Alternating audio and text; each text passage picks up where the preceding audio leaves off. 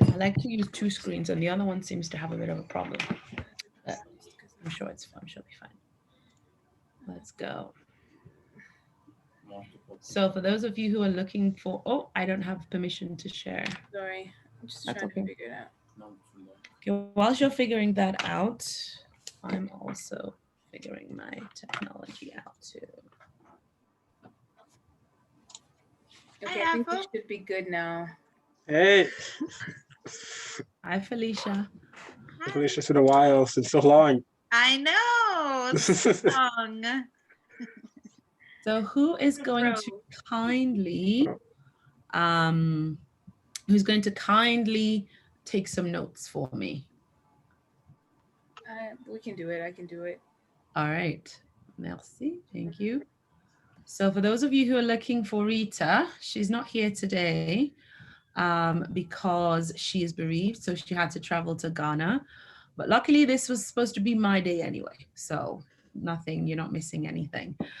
So today we're going to talk about, let me know, can you see my screen? Yeah. Yes. Okay. All right, I see we've got someone driving. Please be careful. Pay attention on the road. Do we have anybody new? Shall we have any introductions? Or are we good? Do we have any? I see a couple of Kenzos. Yeah, now that the invasion is starting. Yeah, this is how it begins. Shall the new Kenzos introduce themselves? I think you probably all know each other, but I don't know you. But I think everyone else is yeah, I think I see everybody. I recognize everybody else. So the new Kenzos, please introduce yourselves, please, sirs. Hi, I'll start. I'm Tutu. I'm one of Ike's many little brothers. Awesome. Yeah, I'm also Ike's youngest brother. You guys can say something about yourselves, not just that would be nice. I'm in university. Ike's brother is something about it. That's what everybody wants to know. Say what you're doing. Everybody wants to know. I'm in university. I'm in electrical engineering. Okay. Awesome. I'm doing biology right now. Okay. And what years are you in and what universities are you at? I'm at the École Polytechnique in Montreal. Okay. The year, it's hard to say the year, but I'm almost done. Okay, well that's the most important thing, you're almost done.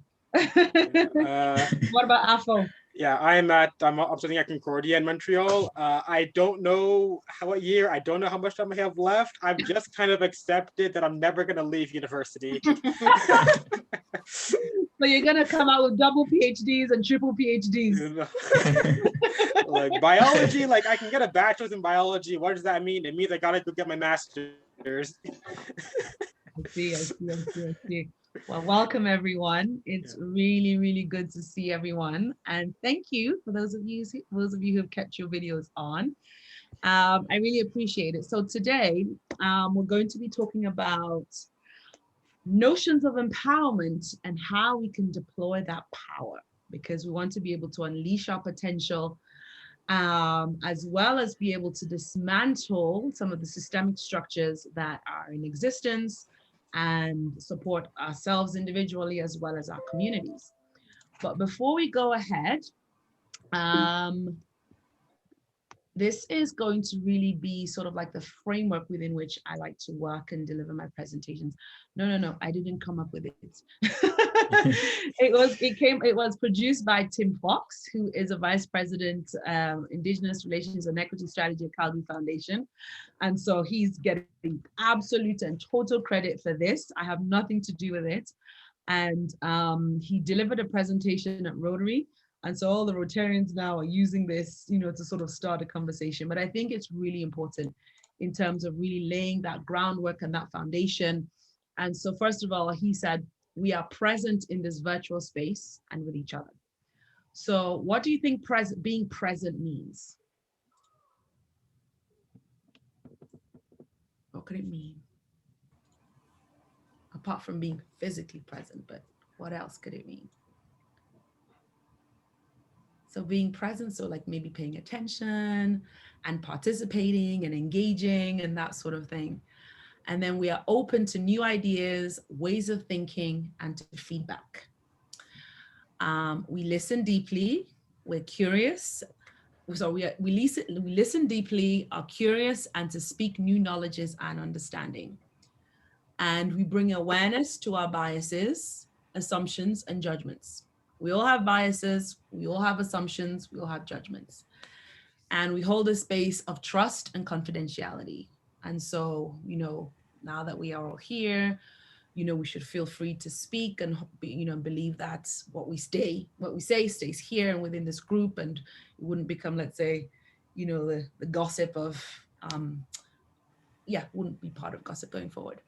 And then we focus on possibility and see obstacles as opportunities for learning. And then we acknowledge and appreciate each other's gifts, strengths, and contributions. So don't hesitate to ask any questions, cut me off. If there's anything you don't understand, say, hey, I don't understand that, Nkedi. Can you repeat that? Or can you explain that? Or that sort of thing. And there is no such thing as a dumb question at all, ever. Just feel free to ask. And then we hold brave space for courageous conversations. And so as we're going to be talking about power and empowerment, I think that's really important. And then we challenge ideas, but not people. So let's say if I make a point and you don't agree with it, challenge me on it. Say, hey, I don't agree with you on that. That doesn't make sense. Can you explain? And we all have the freedom to also do that with each other. And then we allow discomfort to lead our growth, in that once if we agree to stay within our comfort zone, then we tend not to be growing. And so in order for us to grow, we have to reach out and go beyond our comfort zones.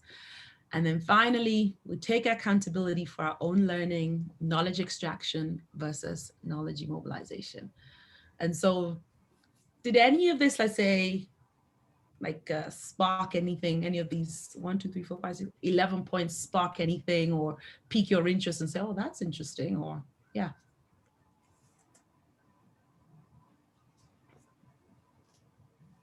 No, I'm testing. It sounds like a good foundation. Sounds like a good, starting point for some good conversation. Yeah. All right. Anybody else?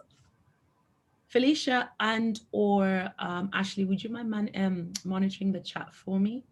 Because I don't know how to do that and navigate at the same time. You got that, Felicia? Take notes. Okay, thanks. All right, brilliant. Awesome. Okay, so any questions before I get started? No? Okay, let's get into it.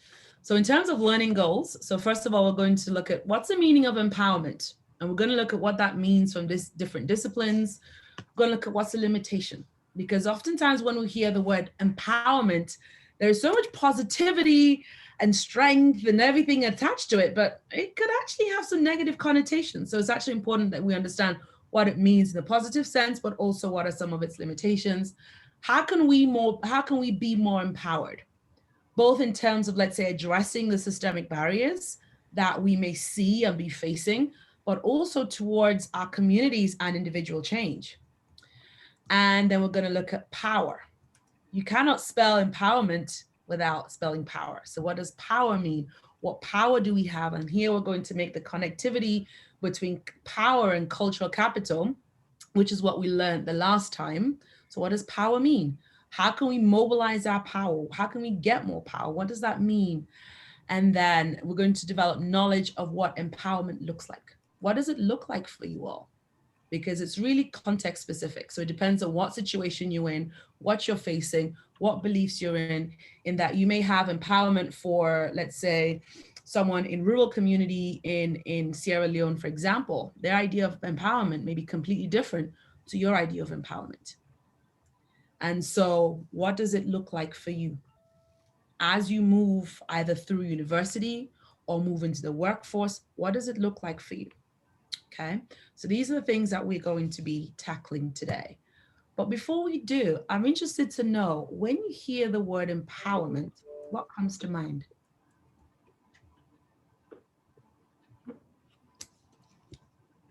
What comes to mind when you hear the word empowerment? Let's come up with a couple of words, 5 words. Yes, Christina, is it Christina? Yeah. Christiana? Yes. what comes to mind for me is developing a sense of confidence. Yeah. Oh yeah, confidence. What else? When you hear empowerment, what springs to mind? Being able to speak. Being able to speak for what you believe in. Believing. Yeah. Yep. And I think someone else said something in the chat. I saw it pop up for a second. Yep. Speak for what you believe in. So would that be free speech, confident speech? Something like that? Yeah, like more confident speech, like issues going on, like your views on stuff, being able to believe in what you want to believe in. Yeah. Have that belief and be able to speak up about it. Absolutely. Yeah. What else? So we have confidence and confident speech or free speech.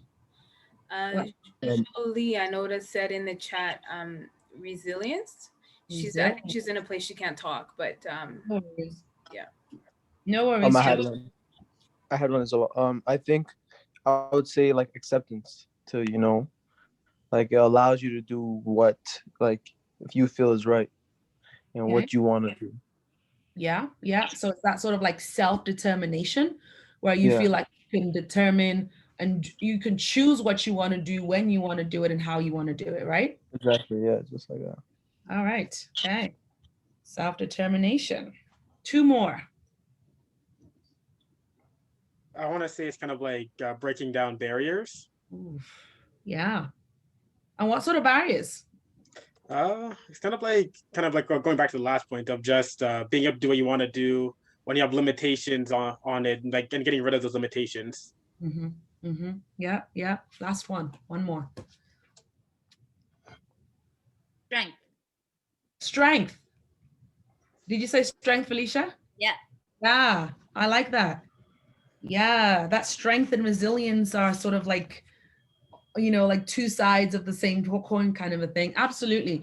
But really, when we hear the words empowerment, it really sort of it brings positive connotations, right? We feel like, okay, I'm empowered, I'm strong, I'm resilient, I'm confident, and I can have self-determination in that I can do what I want to do, and when I want to do it, I get to determine, and I don't have barriers stopping me, right?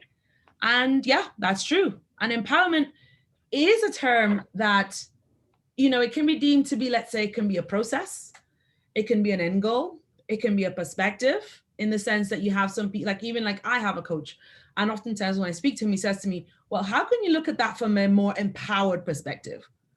And it's being tackled by different professional fields, from community psychology, social work, international development, even motivational speaking. They're all speaking about empowerment.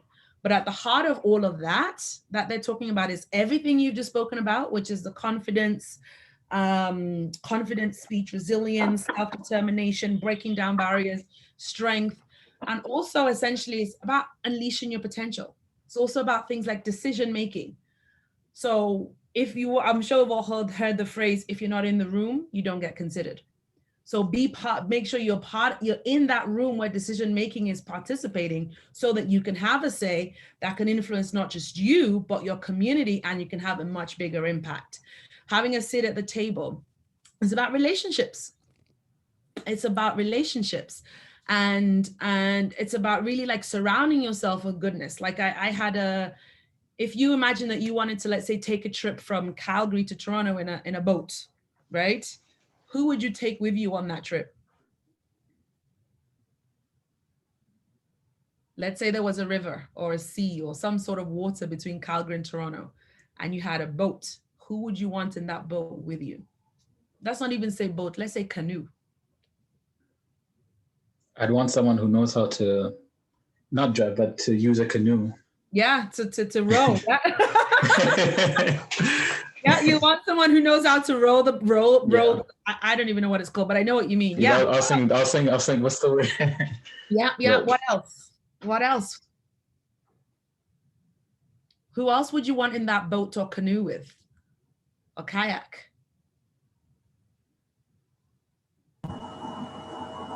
Person who knows how to swim. Somebody who knows how to swim, but I think that's a good point. That's a good point. But how are they contributing towards the end goal? Someone who knows how to swim. If you're trying to get from Calgary to Toronto on this canoe, who would you want in it? Someone who knows how to get there. Yeah. Someone who knows the way. Exactly. And so essentially what I'm trying to say is that in this journey called life that we all go through, you know, you want to be able to surround yourself with people that you have either similar values, mission, or vision, so that they can help you in propelling you towards the direction that you want to go. But of course, it's also a two-way street. It's not just a one-way street. But yeah, so relationships, overcoming barriers. So the relationship also between the self and the environment, and thus the systems that we find ourselves in. So making a change, they actually will make a change in your life, making a change in your life. And that will, let's say, impact your environment. So let's say if those of you who are students, you could be part of the students' union, you know, you could take some governance role at work, or you could get into, let's say, early politics or something like that. And how that also, that in turn, how you as a person influence your environment, and how the environment also influences you, okay? And how they all mutually affect each other. And so really that is at the heart of empowerment. And so, like I said, there are different schools of thought that talks about empowerment. So we have here, where is my computer moving? So let's look at what community psychologists talk about. So they advocate for self. It's all about being self-sufficient and self-reliant. Okay, it's all about that individual and civic engagement. So this is a quote by Lila Watson, who's an Australian Aboriginal virtual artist, activist, and educator in response to mission workers. So she said, if you have come to help me, you're wasting your time. But if you've come because your liberation is bound up with mine, then let us walk together. So it's not that savior, I'm here to save you, but rather if you notice that, let's say there is a challenge that my community is facing, come in as an ally and let's walk together, okay? And let's sort of have that mutually reinforcing type of empowerment.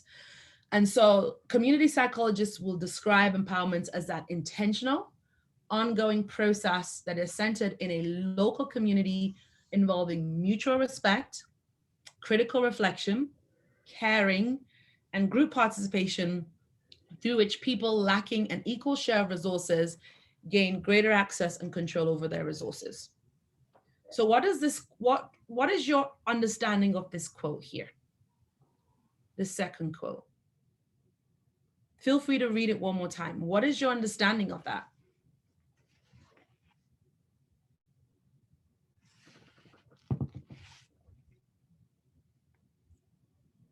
So have your equal share of resources, gain greater access to and control over those resources.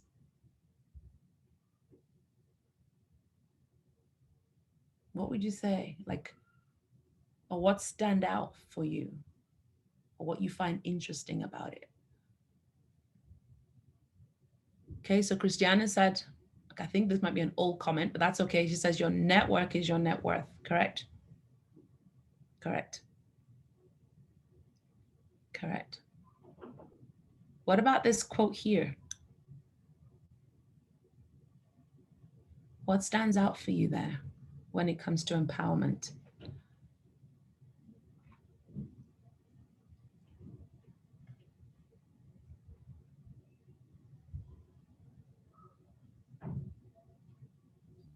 Okay. For the second quote, right?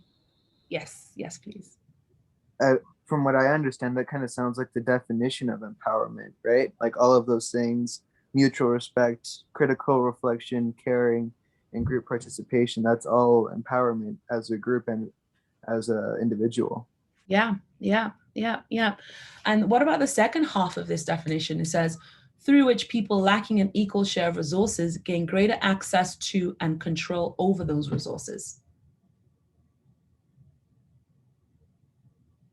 So this is essentially saying that people who perhaps don't have or are lacking an equal share of resources And these are people who are oftentimes, let's say, marginalized, disenfranchised. So it's basically working with those people to make sure that they gain greater access to and control over those resources. Does that make sense? Like, what are your thoughts? What are your feelings around that? Did you think about empowerment in that way at all?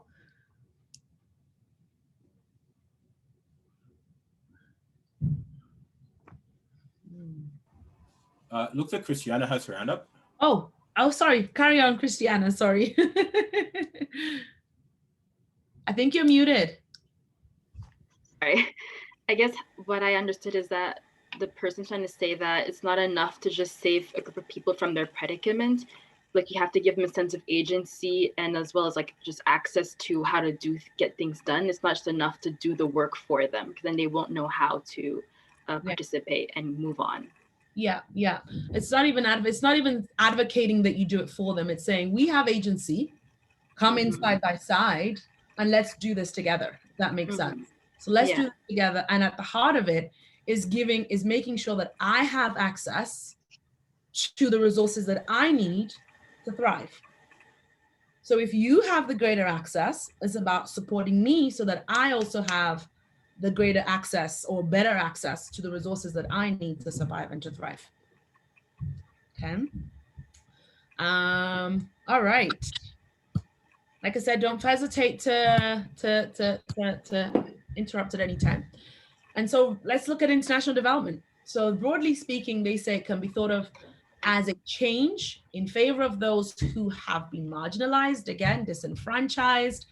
And they say this change is two-sided in that it comes first, it's concerned with control over resources.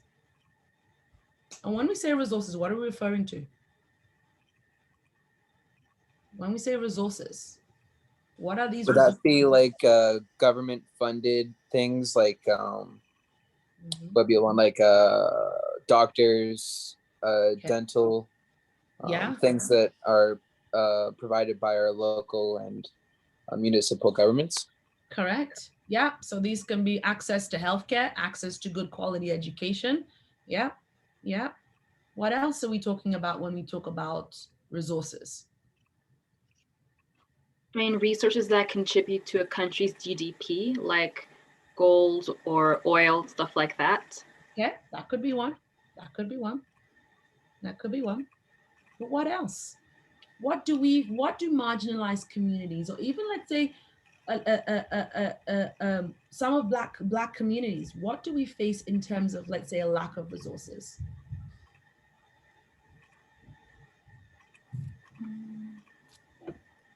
Could be financial. It could be physical. Access to healthcare, maybe. Yeah, access to healthcare, access to, let's say, good quality education, you know, and that sort of thing. Yeah. And then the second one is with regards to our ideology. What do I mean by our ideology? I just have a quick question. Are you talking about like Canada as itself, or are we talking like just around the world? I mean, that's a good question. That's a very, very, very good question.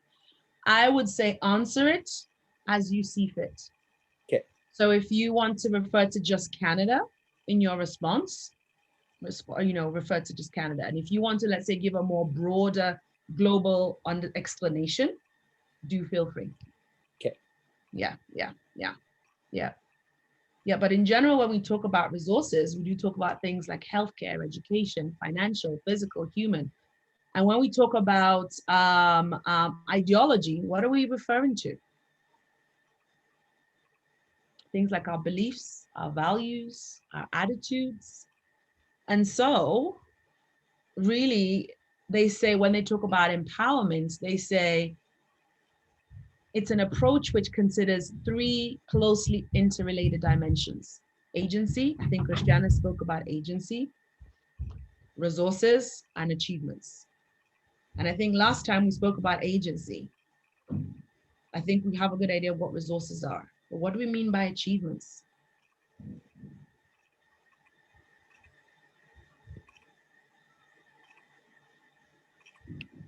don't even overthink it. Just as you hear the word, what comes to mind when you hear achievements? High school diploma. Yeah, absolutely. What else? Just like attaining goals in general. Yeah, attaining goals. So it could be your high school diploma, it could be your university degree, it could be, you could be, let's say, an athlete, for example, and there's a particular race or tournament that you're working towards. It could be that you want to get a specific type of job, or it could be an achievement within your family. It doesn't even need to be a vocation or financial related type of achievement, but it could be something that is related socially as well. It could be an achievement that you want with respect to your family. But yeah, and so essentially what it's saying is that empowerment really considers those three interrelated dimensions: agency, resources, and achievements. So when people tend to be empowered, they can make use of the qualities that they have to improve their social and economic conditions. And it's also about decision making. Decision making. What do I mean by that when I talk about decision making and empowerment? Or yeah, as part of empowerment. Well, if I was going to be making the wrong decisions in life, such as maybe drugs or drinking underage or doing things that maybe not benefit me in the future, would that go into making silly decisions now that I don't really understand that will affect me in the long run? That could be one too. Because remember, we spoke earlier about that self-determination, and that self-determination is being able to make decisions over your life. And so you can have that decision making both in terms of the individual level, but also at the systemic level. And at systemic level, what does that decision making look like when it comes to empowerment? I don't know if it's just in general having choices to be able to make decisions. Yeah. Yeah. Totally is actually having choices to be able to make the right decision that is best for you, your family, your community, and not having those choices taken away from you. Absolutely. It's about those choices, as well as it also, let's say, involves, let's say, the dynamics of deliberation by ensuring that, let's say, if you're in a group, let's say, for example, this group, we wanted to embark upon a project, making sure that everyone's voices are heard. And it requires that any decisions or decision-making is based on fair and reasonable procedures. And so it's not a case where, let's say, if you are in a group, a committee of sorts, you don't have equal decision-making power. Because if you have decision-making power, then you can influence systems and policies, which have a huge impact, okay? And so, based on what we've discussed so far, how is empowerment looking for you? Is it different from what you expected? Sorry, people, my children are having a tantrum. Does it sound different from what you expected? Is it more? Is it less? What are your thoughts on empowerment so far? Last year, I went to this thing called Empowering Minds. And we learned about like building good leadership skills and stuff, and it was really cool, but we never kind of talked about, like, it was just about being a good leader and kind of helping those around you, but we never talked about anything outside of that. So this is kind of cool to think about. Okay, so it's cool to think about it in this sort of dimension. Yeah, cool. Anybody else? Or what does empowerment look for you? So based on the preliminary discussion we've had so far, what does empowerment look like for you? If empowerment was a person or a society or community, what does it look like for you? And I'll probably ask you again, and then you can just sense how your answer is changing throughout the class, throughout the workshop. What does it look like for you? I would say being informed and like having that self-will. And it's a bit more than what I was expecting before, because usually when we talk about empowerment in other discussions, the term is used quite liberally. And here we discuss a lot more in depth about how agency and resources are also involved. It's not just about feeling confident, it's much more than that. It's also about having that sheer will to do better and knowing better as well. Yeah, absolutely. Yeah. Anybody else? How is it looking? For me, it's like you usually look at empowerment as self-empowerment of being able to do everything yourself, but like we're seeing it's more like requiring a lot of mutual aid. Correct. Mutual aid, mutual respect. Yeah. What's that saying? I think it's like, if you want to go fast, go alone. If you want to go far, go together. And interestingly, it's not just go together, but it's go together with the right people, which is why I gave the example of the boat, in the sense that, can you imagine you're meant to be riding from Calgary to Toronto, or rowing from Calgary to Toronto, and you have this naysayer on the boat?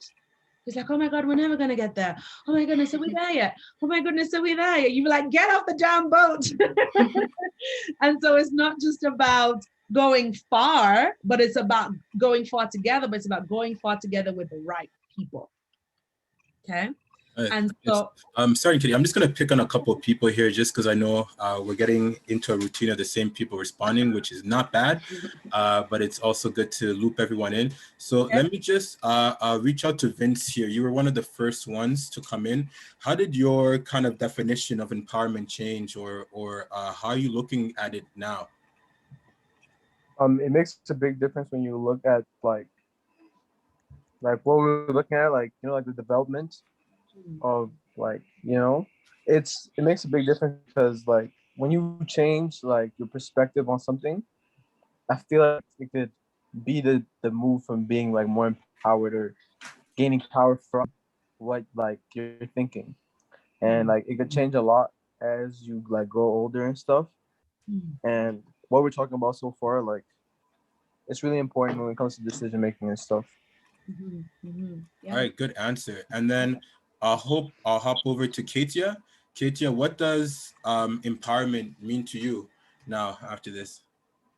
I know we had all learned the phrase before. I think like we're all pretty intelligent people, like to grasp like the first kind of concept, but everything we're kind of adding to it here. What are your thoughts on that, Katia? Well, before, when I thought about empowerment, I kind of thought of it as like an individual kind of concept.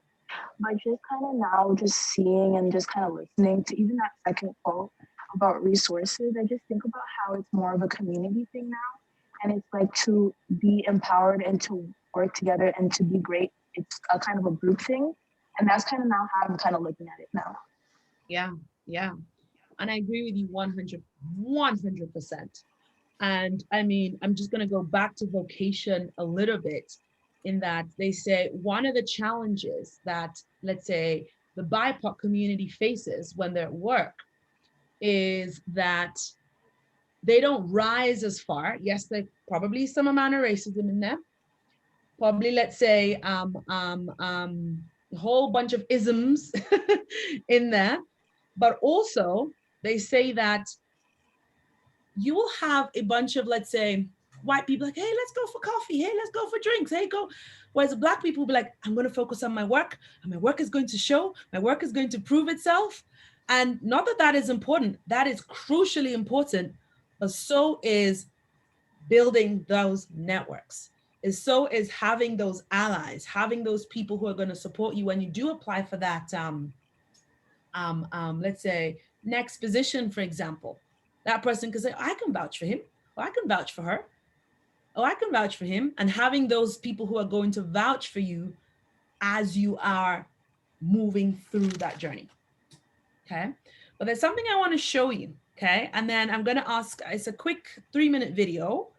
And then I'm going to, then we're going to discuss it a little bit. Okay. Just a second. Okay, let me play it. 1 minute.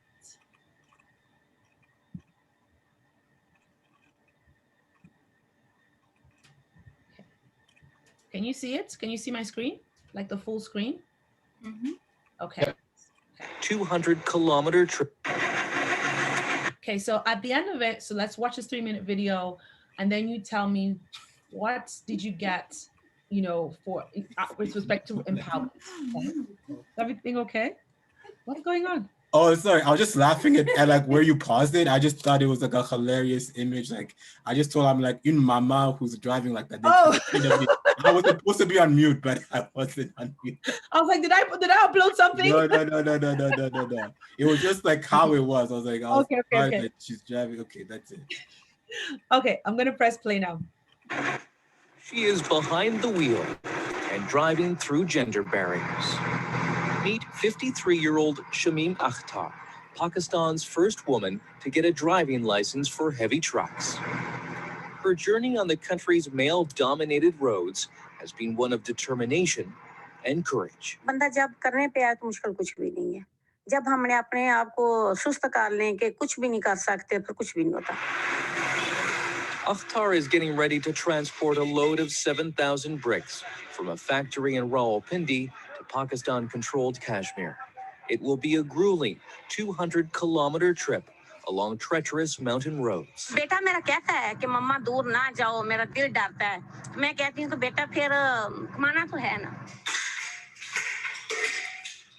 As a single mother facing financial difficulty, Akhtar was forced to step outside of the traditional domestic role normally expected of Pakistani women. On top of supporting 2 children at home, she needed to cover her 3 eldest daughters' wedding expenses. So Akhtar, who had already driven a car for years, set off to learn how to drive something even bigger. After a rigorous training course, she was issued a public service vehicle license, a first for a woman in Pakistan. That means Akhtar is qualified to pull trailers and drive heavy trucks and tractors. और आज जो कुछ भी मैं हूँ, ये मैं उन्हीं की बदौलत हूँ. IPP इस्लामाबाद ट्रैफिक पुलिस जिंदाबाद. Those lessons have served her well. Many male truck drivers often lack any formal training. As she drives, Akhtar teaches her skills to an apprentice, Usman Ali.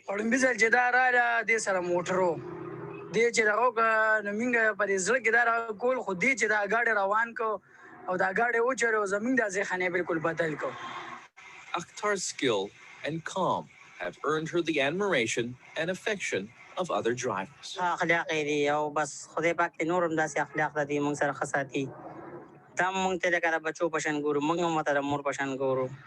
Despite the respect of her colleagues, Akhtar still faces discrimination.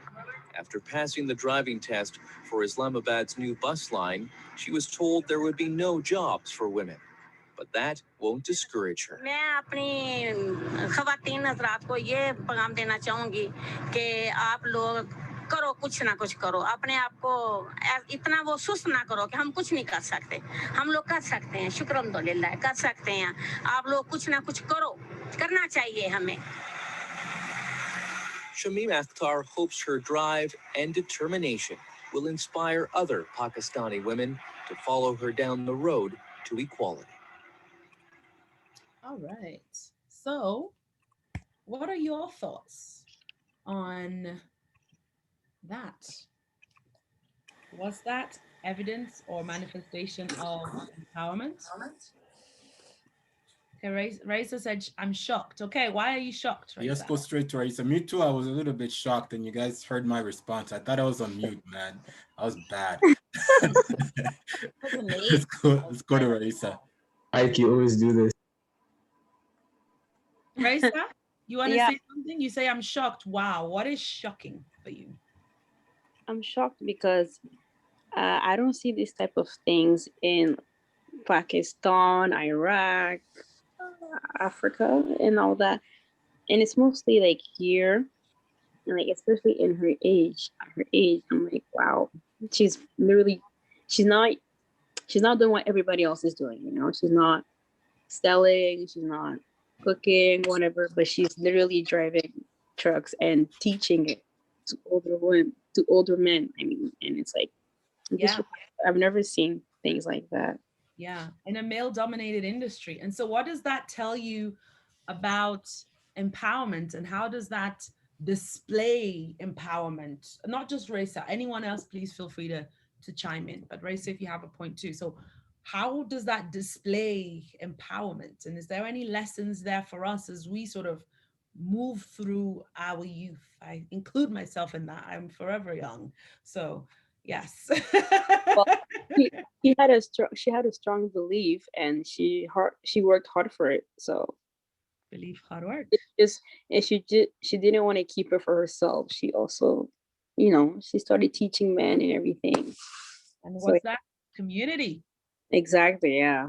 Yeah. So she had that belief, hard work, community. Yeah. What else? What else? What else sort of struck you, or you thought was particularly interesting, or showed empowerment for anyone else?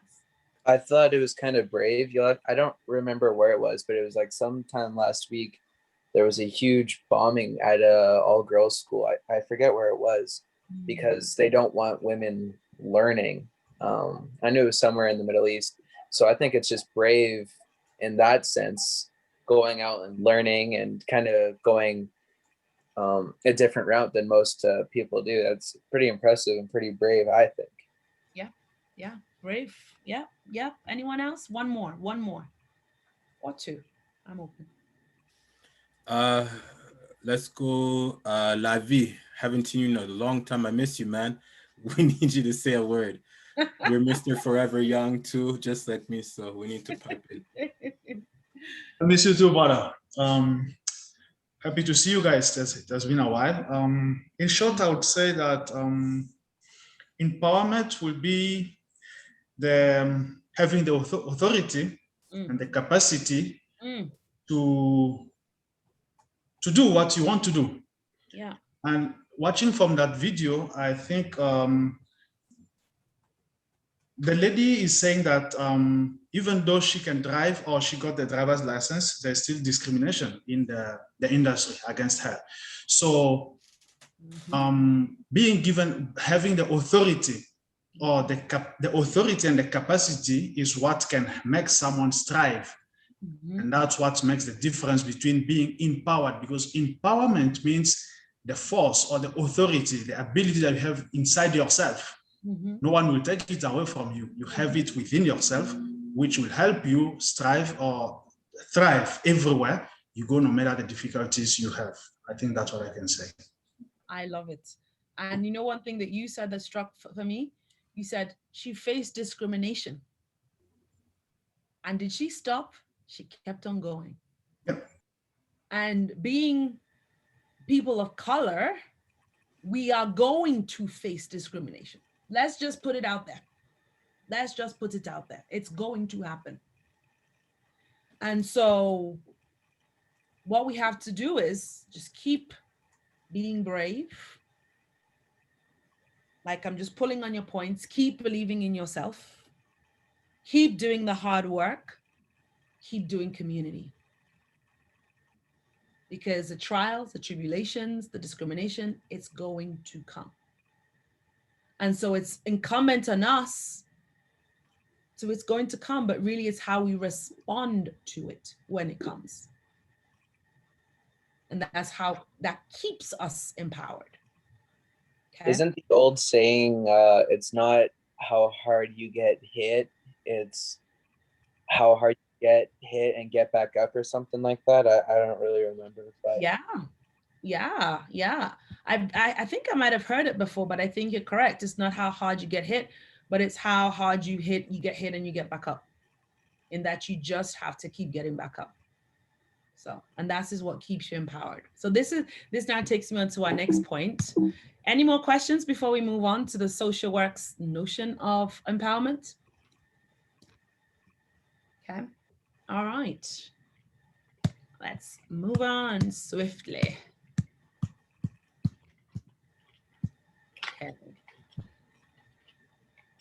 Okay, so now we're looking at social work's notion of empowerment.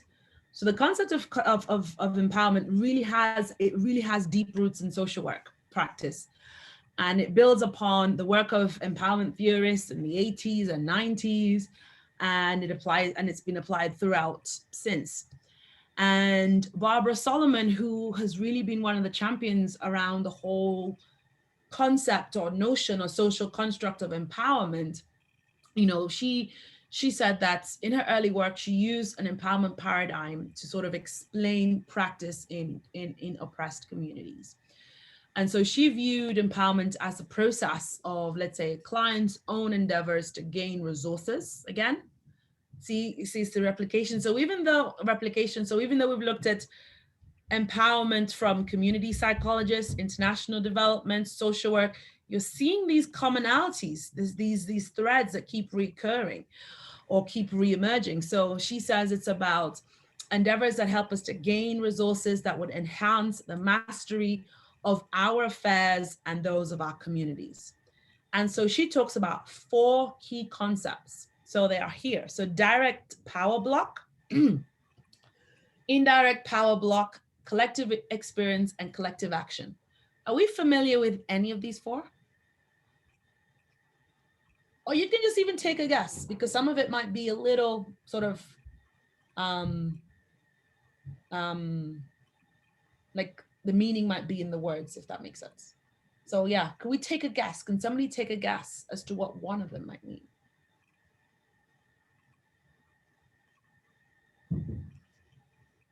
So we have direct power block.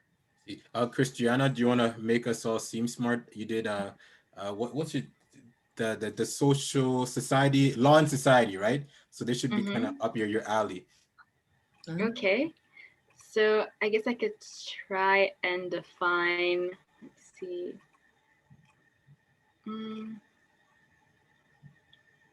Collective experience, I guess, is just more straightforward. Yeah, so ahead. I think that would consist of like the, how do I say, like the experience that a group of people can all relate to. For example, if you're BIPOC, I guess discrimination is one. If you're a woman, harassment is one as well. That's something that kind of doesn't define the group, but it's a collective experience you all share.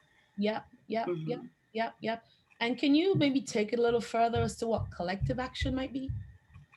Collective action, I'm guessing that it would be maybe what these, like a group in particular, does to remedy that problem of discrimination. For example, maybe the suffragettes when in regards to not having the rights to vote, or maybe the NAACP for civil rights movements in America during the Jim Crow era. Yep. Or even Black Lives Matter. Is more recent, absolutely. Yeah. And then you have that collective experience, and based on that collective experience, you become a collective to a degree, and then you collect together. I don't know if that's the right phrase, but you know what I mean. You collect together to create action. Okay. So now let's look at each one. So with direct power block, what do you see? Does anything look funny with this picture here, or anything that jumps out at you? Anybody? There's no stairs to the door. Got it. And what does that mean? What do you think that's trying to show? You don't want anyone in. It's like a direct block to getting into the house. Yeah, absolutely. So this direct power block, I think, this direct power block, it represents the structural and systemic barriers that exist that like prohibit what we want, and it essentially maintains that status quo. And so it can, and in so doing, it can disenfranchise a particular group. And so something like, let's say if we had voting laws, and then there was a law that you needed to have a literacy test to vote. That's going to disqualify a whole bunch of people from voting. And so you're right there in that there isn't a staircase. And so for you to get inside that door, you have to explore, you have to jump, you have to maybe get a ladder, but it's a little bit more challenging for you to get through that door compared to someone else that has stairs. Okay. Example, can you think of any structural barriers that you know of that exist?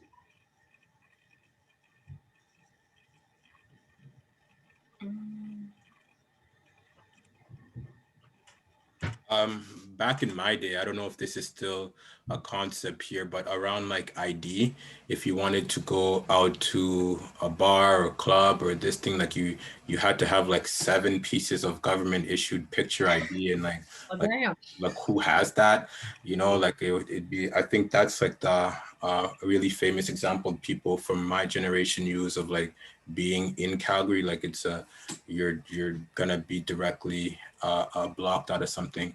Another one that I used a lot was for me coming out of school. Like part of the reason why we started SOS Congo initially back then was we were looking for professional experience. We got our degrees and there was this weird dilemma where it's like, well, to get this job, you need the experience. No one wants to give you experience. So like, you're just kind of, you're stuck in this no man's land. Yeah, it's really, really, really annoying. So I'm not sure if those are direct examples, but I think those are some of the ones I can point on for our experience here in absolutely. Yeah. Calgary. Thank you. Anybody else want to add one more? If not, that's also okay, but I'll wait a few seconds. But yeah, thanks for that, Ike. Yeah. Okay. Indirect power block. So indirect power block is more difficult to unravel. That's our thinking, the narratives we tell ourselves about where we can go, what hurdles we can jump over, what hurdles we can't, and why we can't. You know, and if you're a group, let's say, that has been stigmatized, there needs to be a lot of work to be able to work out some of the internal oppression that we must overcome to be empowered. What are some of the stories we tell ourselves, or some of the beliefs that we have, let's say, as Black young people? What are some of the beliefs we have? Disempowering beliefs, mind. I would say that a lot, like especially amongst the youth, when I was growing up, especially in high school and junior high, a lot of like Black youth had internalized maybe like negative perception of themselves in school. For example, if you were doing well academically, well, you got called like an Oreo because they just assumed that Blackness equals being dumb or less talented academically and stuff like that. Yeah. Or if you had maybe just more classical interest, like you played an instrument, or I don't know, you were a gymnast or whatever, you still got like your Blackness was revoked because you could only be like Blackness was defined by being uncouth or being very urban and stuff like that. Right. And can you take that to the workplace? Someone wants to say something. No, carry on, Christian. I just gonna I don't know, but I was gonna say I think just a lot of teens think those things. Like as I'm reading those through, I know I'm white, so I may not be able, I don't know, but I think I've thought a lot of those things just as growing up. I don't know, maybe. Absolutely. You know, I mean, and don't think these, if we don't manage them and we don't work to address these indirect power block, they will not only take us into adulthood, but also into old age. And we have them, you know, I'm not good enough. I'm too Black. I'm not Black enough. I'm too tall. I'm too short. I'm not qualified enough. I'm not this enough. I'm not that. We have them in spades.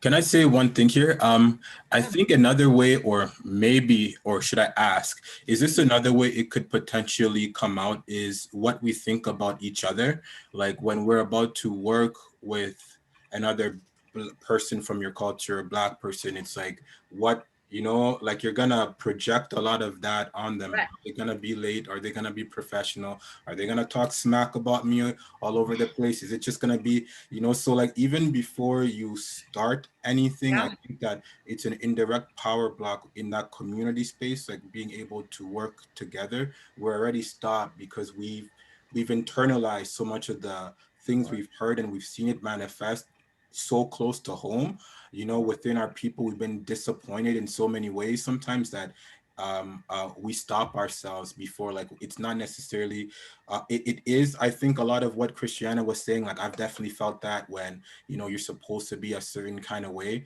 And then I think it's also that we expect our people sometimes to be even worse than what, like, we kind of heard before. And that, and that's interesting. And Jacob, always speak up, man. We love hearing your perspective. It makes everything better. So no, don't feel like you gotta have a warning or something before a caveat. No, man, just talk. But yeah, I just wanted to throw that out there. I agree 100%. What you said remind me a little bit of a book that I read by the author Chimamanda Ngozi. I don't know if you guys know her. I read her book Americana, and there's a scene in there where the main character, she's a Nigerian woman who comes back from having studied in the States, and she discovers that, like, working in the world of business, that people don't take her seriously at all, even if she is Nigerian born. And like, she kind of figures out that she has to have like this, just has to make up the secret like white manager abroad for people to take her seriously. She kind of lies about it, like, well, I have this white manager who lives in England or the US who tells me what to do. And then that's when the Nigerians are like, okay, well, we'll hire you because she knows what she's doing. But if she came there as like as an independent or a freelancer with no, like, you know, secretive white male behind her image, people didn't take her seriously at all in Nigeria. Kind of reminds me of that scene in the novel. You're correct. Sorry, Jacob, want to say something?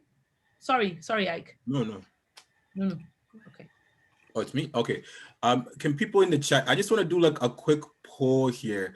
In terms of like some of the harshest things you've heard, has it come from like within the community or like from outside of the community?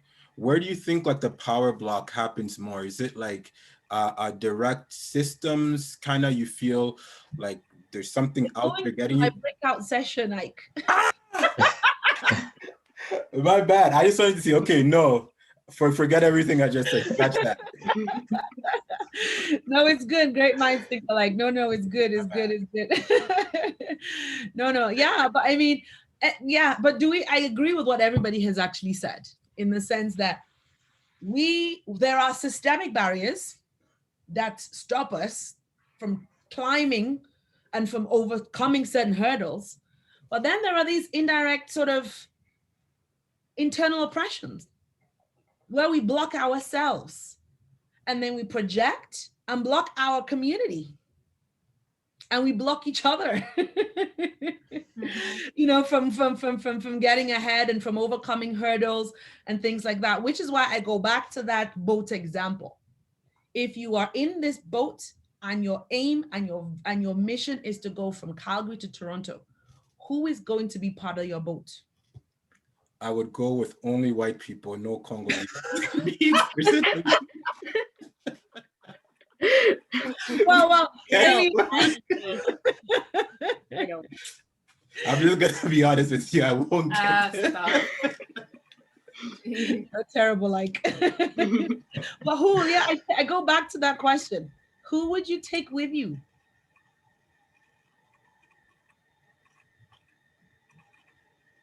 Someone who's strong. Strong. Doesn't complain much.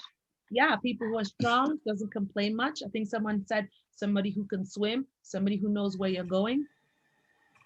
And so these indirect power blocks can sometimes be even more catastrophic than the systemic barriers, because it resides in our minds. And what happens is our brain is so lazy, not just me, everybody's brain is so lazy, in that once that belief has been formed, it goes around looking for situations that confirms that belief. And so if you find, confirmation bias. Yeah, confirmation bias, absolutely. So that's that indirect power block. And these are these are a little bit more challenging to actually overcome, because it's actually in our minds.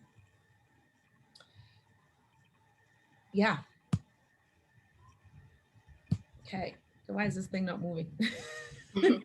So they're a little bit more difficult to unravel, because obviously it's part of our thinking, it's the narratives we tell ourselves.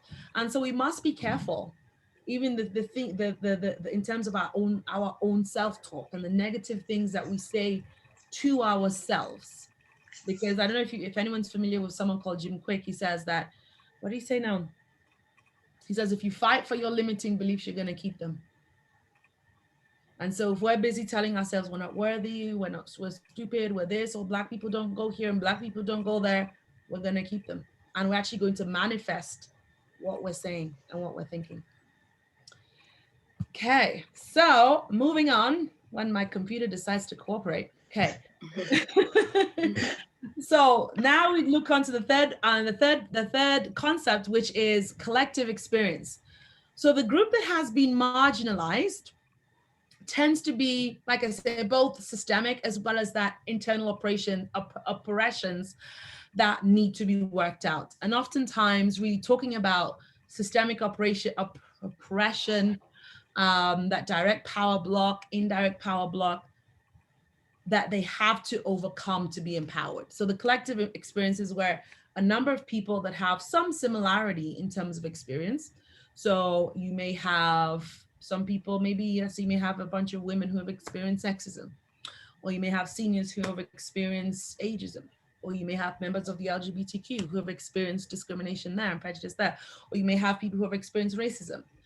And so they come together because they have a collective experience, because in the absence of that coming together, you feel alone. And you're like, is it just me? Even, I don't know, was anybody else present at the town hall where they spoke about the racism in Calgary? Okay, someone's got their hand up. I think Ike was there. And even though I know racism exists, hearing other people's story, I was like, oh, really? What? And I realized, even though I know it exists, I've experienced it, but until you hear other people's story, you begin to, at some point you think about, actually, maybe I'm too sensitive, or maybe it's just me, or maybe I don't know. But when you hear a bunch of people, like, it can't all be a coincidence. And so that's where that collective experience comes in. And this group of people that come together to, let's say, address the systemic issues and bring about change. And this creates, shared learning, understanding. You're not alone. There's commonalities in your experience. And that collective experience really sort of precipitates collective action. I think Jacob has his hand up. Oh, Jacob, carry on. Yeah. I was just wondering, how do you know that it is racism, sexism? Like, how those, like, in my head, it seems like something, I just don't understand how you would know that it's that directly. Like, how do you know? Wow. I mean, sometimes it's obvious, oftentimes it's not. Right. Sometimes it's overt, sometimes it's covert. And so then you are just like me, when we're like, is it racism? But then when you have a bunch of people who have a similar experience, and these people tend to be people of color, for example, then you're like, okay, it can't all be a coincidence. Right. And therein lies, that conundrum that I'm talking about, in that when you experience it alone, you're like, I don't know. Maybe I am being sensitive, or, maybe perhaps this is confirmation bias. But then when, like I said, when you went to the anti-racism, town hall, and you hear 5 people with exactly the same experience, you're like, come on now. It can't be a coincidence. And so I don't know, because can anybody else, let's say, provide an explanation as to how you know it's racism? I would say sometimes the terminology they use against you, and it could be covert or overt, and then you can kind of guess what they're trying to see, like, between the lines. And the specific words that people will use to kind of demean you, whether it's because you're a woman or because you're a person of color, and you can, like, pick those out pretty quickly and be like, okay, that's what it is. Mm-hmm. Mm-hmm. Did anybody else, like, feel kind of empowered when they heard the word microaggression? I remember, like, I used to be in these kind of workshop-y things, like, for like so long, and it was maybe like 3 years ago, 2 years ago, I started to hear the word microaggression. I'm like, that's it. I'm like, I never could pin down exactly, it's like, how come I'm always getting these kind of comments? I didn't know how to necessarily define it. And so then you kind of get into this space of, like, doubting whether this is this or that. And so I felt like really empowered when there was terminology around it and when you could call it out and identify it.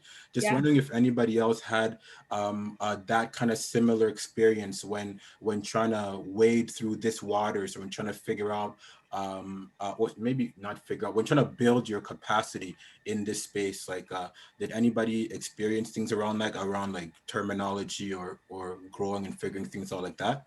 Mm-hmm. For sure. I work with a superstore, and the superstore that I work at is predominantly white, mostly white people that come to my store. Mm-hmm. And just kind of sometimes you'll hear the tone sometimes that they'll comment on things, or just sometimes they'll come in, they're kind of whispering, oh, is that your real hair? And it's like I've been asked, or when I had a wig on, I was told, oh, is that your real hair? And I just told her, and I was like, would you ask me that if I were a white woman?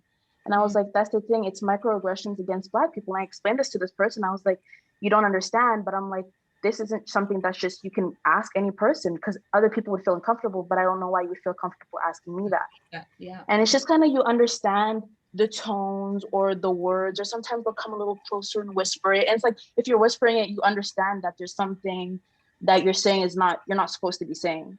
Yeah. So that's how kind of I understood it. Yeah. It's these microaggressions are real, because oftentimes it does expose what people are thinking. So I'll give you an example. For example, I was doing a project with Rotary Foundation, and there's this man, old white man, who I was working with, really nice man, very, very, very nice man. And then he was talking about, oh, there was this one woman, she was so wonderful. You know, she was the only woman in her club, blah, blah, blah. And she was so empowering. And this, I was like, do you know I'm the only Black person in my club? He was like, yeah, but I don't see you as Black, and that's a good thing.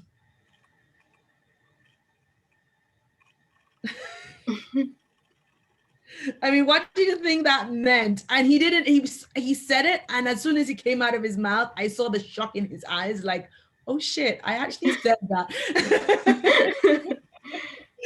Yeah. And so that's an example of, like, I would even say that would be like a typical microaggression. Is like he didn't even realize what he'd said until he said it. He was like, oh, I don't even look at you as a Black person, and that's a good thing. So I'm like, so to look at me as a Black person is a bad thing? I was like, but I am Black. So it is what I am Black. I am. Like it or lump it, I'm Black. And so, yeah. And so comments like that. And I remember Nenshi, I'm going to digress a tiny little bit. I remember Nenshi once said something like, there are microaggressions, and some people might be like, oh no, it's not a big deal. But a pound of feathers or ton of feathers is still a ton. It's still a ton. So even though you may have these microaggressions every day, every other day, every week, or whatever, it builds, and it's still a ton. I don't know if you answered your question there, Jacob, but I think we gave you a bit more context. Yeah, definitely. Okay.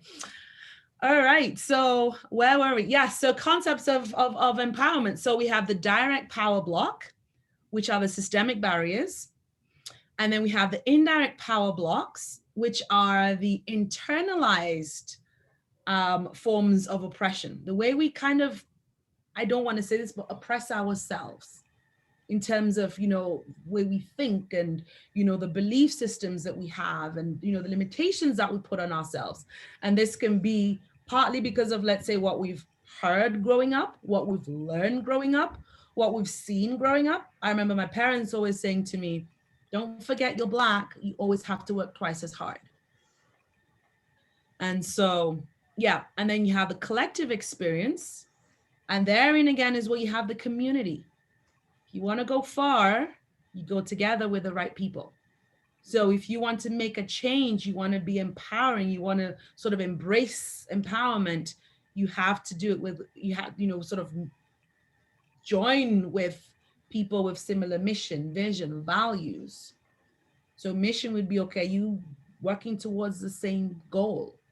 Vision, do you all have the same long-term goal?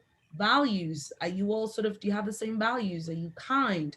Are you service driven? Are you honest? Are you, I don't know, what other values do we have in this room? What values do we have in this room?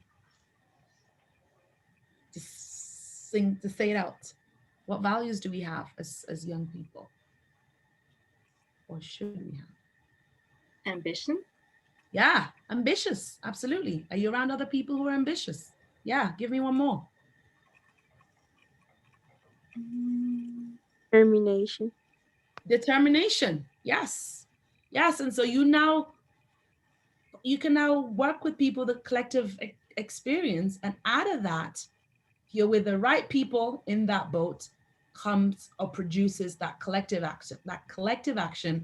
And at the heart of that is obviously collective impact. So it results in that empowerment, collective action, and that is empowerment.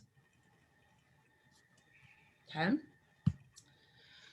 Okay, I have to be mindful of time, but I will go through. So there are three interlocking dimensions of empowerment. So the first is the development of a more positive and potent sense of self, which tackles those indirect blocks. So you need that potent sense of self, which is, I think, what we all thought empowerment was at the beginning, which is all about self and determination and confidence. But that's one dimension. And the second dimension is the construction of knowledge and capacity for more critical comprehension of the web of social and political realities of one's environment. So it's really understanding your environment, looking at that web of social and political realities. What does that reality look like? And then the third is a cultivation. So once you have a good sense of self, you have a good sense of what the realities are. And then it's the third dimension, is a cultivation of resources and strategies or more functional competence for attainment of personal and collective goals. And so as such, the first dimension is all about the person, the self, increasing self and self-efficiency, which is what I think we all thought that empowerment was all about. Identifying the areas of our internal oppression and trying to unravel, what these things are, and trying to move from these disempowering beliefs to more empowering beliefs and create like a new and empowered identity. And then the second dimension there is to learn the environment, understanding myself and in relationship with the environment. So without, what is my relationship with the environment, the social and political environment? What is that relationship that I have with it? What capacity do I have? What cultural capital do I have? What power do I have? And then the third one is the development of tools and resources. So what's the use in knowing your realities? What's the use in doing all that self-sufficiency stuff if you're just not going to put it into practice? The third one now is mobilizing your tools and your strategies and your people to now make that change. So we'll have a bit of a breakout session.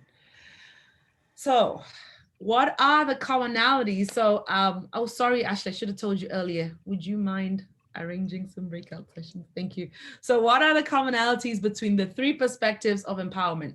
You don't even need to think about the three perspectives. Just think, what stood out for me in this discussion around empowerment?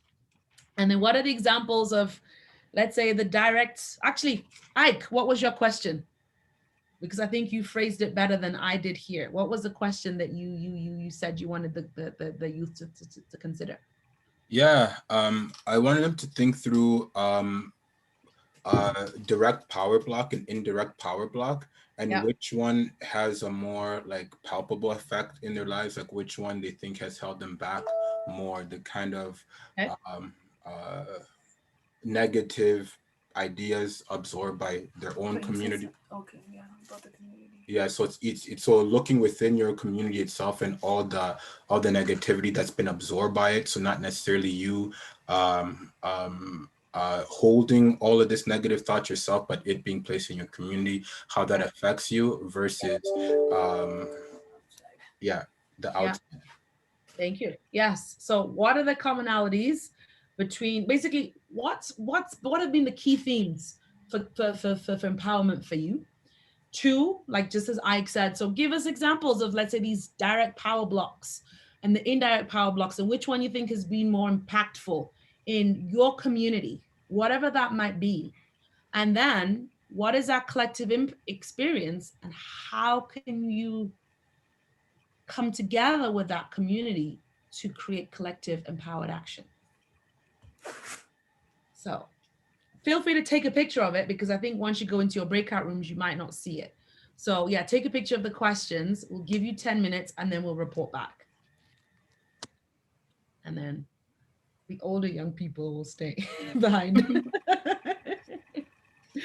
The young people in one session. No, got it. Did you take your pictures? Mm-hmm. All right, so Ashley will put you all in breakout sessions. Let's say for 10 minutes, and then we'll come back and report back and see what you come up with.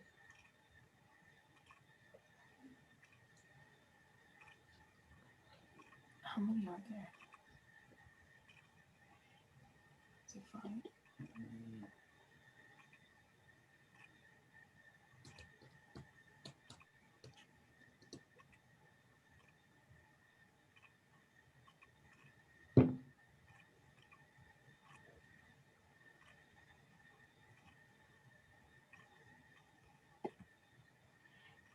Sorry, Ashley, I should have given you more notice. Okay, I think they've been assigned, so you just have to now join your rooms, guys. Okay. Yeah, I can see the numbers going down. So I'll see you all in about 10 minutes.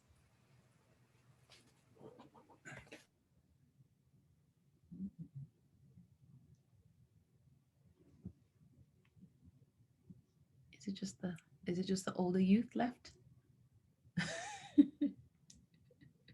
So we have Lavi, Tonton David, Felicia, and us here. Did you want us to go into the rooms and like give them quick instructions, or you think they'll probably be okay? If you think well, I don't know. It's up to you. What do you think? Do you think they might need some additional instructions? No, I think so, but come Ash, on, nah. These kids are good. Like, we didn't give them instructions last time, and they came up with great answers. So I think let's give them a chance. Okay. I might just hop in there quickly. I won't be as long, and then we'll hop back in this main session here. I think today they are doing their practicum today, so let's see. What did you say about their practicum? Go ahead. I'm saying they are doing their practicum today, so let's see what they will bring. I see. Yeah. I'm just gonna go assign like a leader, and then we'll hop back in here. Okay.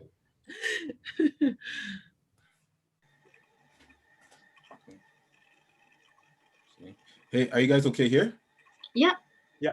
Okay, you guys have you designated and everything. You guys are taking your notes? Yeah, I'm taking the notes. Okay, glad. All right, see ya. Okay. Anything or you're back? That was quick. Yeah, they were good. We're gonna go in the other room now. Okay. Ike, cut the umbilical cord. I know exactly. I already said it. Empowerment. Hey, are you guys okay here? You guys have a leader pick and taking notes and all that stuff? Do we need to be taking notes? I guess that was a question that we had. Are we taking notes? Are we coming back with one answer to everybody?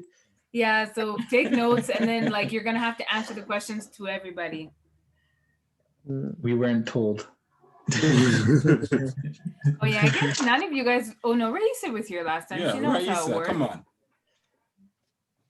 Yes. I forgot. Do you remember Raisa? Who's that? This is my younger brother. You met him with Le Macabas from Edmonton and all. I don't know. You don't know Tutu? Okay, why? I don't. That's been a while since I was there. So it's been a while. Okay. Yeah. Anyways, we'll see you guys later.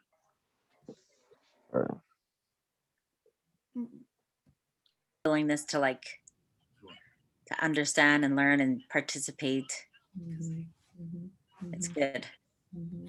And I like that even when they're called on, they come with the answers. So sometimes they tend to sit quiet, but yes, called on and then yes, that suggests that they're listening, because at times, yeah. Are you guys, how many groups do you have left to go check on? No, we just did the two groups. We did the 2 groups, so we're all good. Okay. Man, Felicia, why you hating on a brother, man? You see what I have to deal with in Ketty? When they gang up on you, these Ashleys and Carols and Felicias, man. Yeah. Oh my gosh. I was just asking the older youth, like if there's, what are your thoughts on the young people's responses and that sort of thing, and Yeah, they had some good responses, and yeah, Felicia's right. Like even when I just called them out, like they were ready with their answers. So I think it's going well. Another good session so far. Another really good session, yeah. But it's all these youth. Sometimes I feel like my brain is fried, and then they come with these things. I'm like, oh, thank goodness somebody is there paying attention. Yeah, their youthful brains. Yeah, for sure. Yeah. Papa Ndembe, you've been quiet today. Yeah, how are you, Papa Ndembe? I haven't talked to you. Oh, I think you're on mute, sir. You're on mute. Yes, no, I'm listening. And no, what I can say that is bringing more to me kind of awareness. And it also going to things that normally we experience, but we don't know how to express them out. It is like, being more aware of what goes on around us and how to deal with the thing. Special things like direct power blocks, so things that are there, but sometimes we don't express them. We don't call them that way. Yeah. And that is really an awareness. Yeah, that's true. I'm a social worker. I didn't even know these like terms. So even for me, this is really just to echo what Papa Ndembe said, like it puts words to like, what you actually experience. Right. And sometimes you don't know how to communicate it, or like even Jacob asking, well, how do you know if it's racist? It's like, yo, dude, like. But I like his questions. It's so honest. We are all still trying to figure that out. Yeah, I'm like, yo, like you just know, like it's not a way to explain it. Like, it's, because you're the only one that has to deal with this. Or you're like, you're the one who, like, it's just like, I don't know how to explain this to you, dude. Like, yep. But I mean, I think his questions come from a good place. Like, I don't like, but it's like, good. It's good because it makes us think. Yep. I'm glad he's here. No, yeah, it's definitely good. Papa La Vie, how's life? La Vie, how's La Vie? He's alive. You are on mute, man. I mean, I'm doing well. La Vie is doing well. La Vie is doing well. He's alive. Oh, we are alive, brother. I'm happy to see all of you. I was about to ask what is going on with us. We've been not meeting. And that was the very same day I got your email. I said, okay, we are meeting. That's good. Oh man, we're gonna be getting you a lot, working with you and Felicia now moving forward. You remember when I called you, I think it was last month, we had that proposition to work on the off weeks with the youth. That's what we're still gearing up to really do. So definitely we will be needing your services, my friend. No worries. That's good. And how is life your side? Toujours de combat, papa. Mais de combat. We continue some. But no, we praise God. Like honestly, the weather's getting nicer. We're surviving somehow. So you just have to realize quarantine's been here like a year, and so we're different. And sometimes you just have to remind yourself, you have all these expectations and all these goals you set for yourself, and you think you're a failure, and then you're like, no, it's coronavirus, it's not me. So yep. Direct power block. Yeah, direct power block. Exactly. Yes. Well, I wasn't watching the time. Sorry. How much longer do you think? Maybe we should just cut them off. Maybe give them 1 minute. Like, can you give them like a 1 minute notice and then? Or you can just send it to the. Once you close the room, it gives them a minute. Okay. Ashley's harsh, man. She's savage. At this now. That's why I'm always in trouble. She's a Canadian. Hey, she Yeah. keeps you straight. What'd you say, Felicia? I said she keeps you straight. Oh, I mean, honestly, you need somebody to do that. Otherwise, we don't know. Exactly. Yeah, I don't know. I will say I am a little bit of a troublemaker, but just a little bit. Not within the realm of controllable. You are Congolese, she's a Canadian. Yeah, imagine. Okay, looks like they're starting to come back. Welcome back, Jacob. Welcome, welcome, welcome, good people. It looks like the other ones might have been working. You're not trying to... Yeah, I may have done this too soon. We stopped talking and then, oops, Okay, they're my coming bad. Oh, my bad. Oh, our bad. Is that everyone? Yeah. Were you guys engaged in deep thought in this conversation? It was Oops, our bads. It was short, yeah. It was short? Wait. Oh, yeah. It's shorter this time, Blue. I don't even know. I didn't check the times. It's Ashley. Always rushing people. There was a lot of questions to answer in a short amount of time. That's true. That's true. That's true. That's true. Sorry, Well, you have something though, and you all can, like, whomever is presenting, feel free to add if there's anything else anyone else would like to add. Okay. Do you have something? Oh, sorry, Ike. No, I was just gonna say welcome, Cristiano. Looks like Cristiano was able to join us, so saying what's up to him, and then yeah. Hello, Cristiano. All right, so let's get started.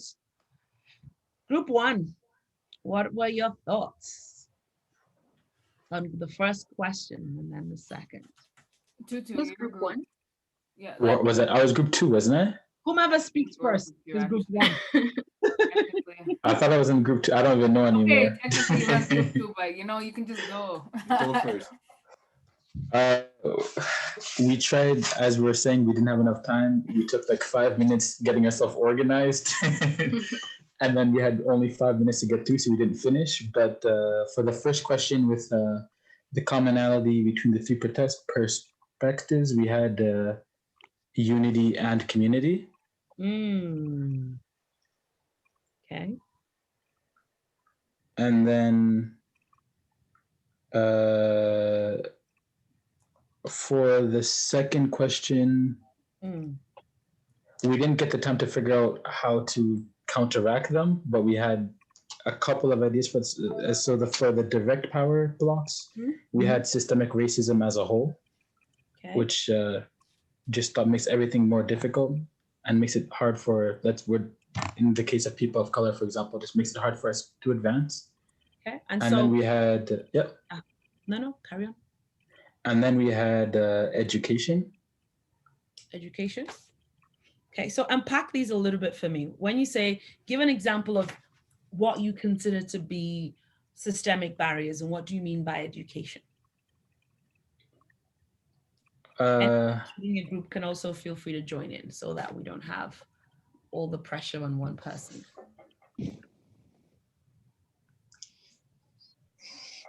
Yeah, does my group want to join in, or am I?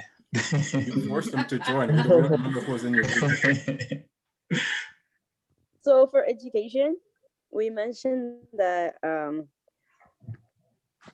especially as people of color, if you don't get to a certain level of education, university, college, high school, then you won't be considered either in the community, maybe even in your family too. And like, we seem limited. So that's something I can add. And is that direct power block or an indirect power block? I'm not even sure. I don't know. Okay. We had it written down in direct power block. Okay. Yeah, you put it down. So we had it written in direct. Okay. And then in terms of indirect power blocks, we spent the whole time trying to find the word that we'd use for it, but was the fact that just as our communities, I took the example of us as Congolese. A lot of the time we don't help each other. When we see one person advancing, we don't want them to go forward. So we try to put up blocks in any way possible so that they can't go forward. And we just put it. We're trying to find a word for it, but we put it as just Crabs in in a general bucket. being uplifting. Sorry?